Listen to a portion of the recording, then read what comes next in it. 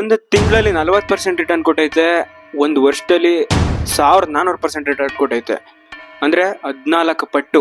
ಏನಕ್ಕೆ ಈ ಕಂಪ್ನಿ ಬೆಳಿತೈತೆ? ಇದನ್ನ ಒಬ್ರು ನನಗೆ ಮೆಸೇಜ್ ಮಾಡಿದ್ರು ಇದ್ರ ಬಗ್ಗೆ ರಿಸರ್ಚ್ ಮಾಡು ಅಂತ, ಅದಕ್ಕೆ ನೋಡಿದೆ. ಬನ್ನಿ ನೋಡೋಣ. ಪ್ರತಿದಿನ ಅಪ್ಪರ್ ಸರ್ಕ್ಯೂಟ್ 5% ಮೇಲೆ ಬೆಳಿತೈತೆ. ನೋಡ್ರಿ ಗ್ರಾಫ್ ನೋಡ್ರಿ ಹೆಂಗ್ ಬೆಳೆದೈತೆ. ಅದ್ರ valuation, company valuation market cap ಅಂತ ಐತಲ್ಲ, ಇದೇ ಟೋಟಲ್ ಕಂಪ್ನಿ ಎಷ್ಟು ಬೆಲೆ ಬರುತ್ತೆ ಅಂತ. 3000 ಕೋಟಿ ಈ ಕಂಪ್ನಿ ಬೆಲೆ ಬರೋದು. ಎಷ್ಟು ಪ್ರಾಫಿಟ್ ಆ್ಯಂಡ್ ಲಾಸ್ ಮಾಡ್ತೈತೆ ನೋಡ್ರಿ. ಸೇಲ್ಸು ಬರೀ 7 ಕೋಟಿ, making loss of net loss 160 ಕೋಟಿ ಲಾಸ್ ಮಾಡ್ತೈತೆ ವರ್ಷಕ್ಕೆ.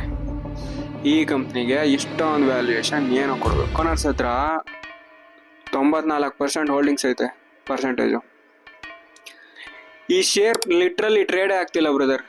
ಒಂದು 300-400 ಶೇರ್ಗಳು ಟ್ರೇಡ್ ಆಗ್ತಿದ್ದಾವೆ. ಇದೆಲ್ಲ ಯಾರ ಕೆಲಸ ಅಂದರೆ ಆಪರೇಟರ್ಸ್ ಕೆಲಸ. ಇಂಥ ಸ್ಟಾಕಿಂದ ದೂರ ಇರೋದೇ ಒಳ್ಳೇದು.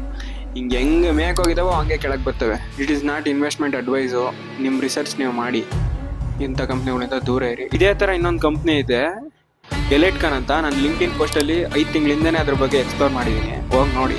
ಬೇಕು ಅಂದರೆ ಇದೇ ಥರ ಅದ್ರ ಬಗ್ಗೆ ಇನ್ನೊಂದು ವಿಡಿಯೋ ಮಾಡ್ತೀನಿ, ಕಮೆಂಟ್ ಮಾಡಿ.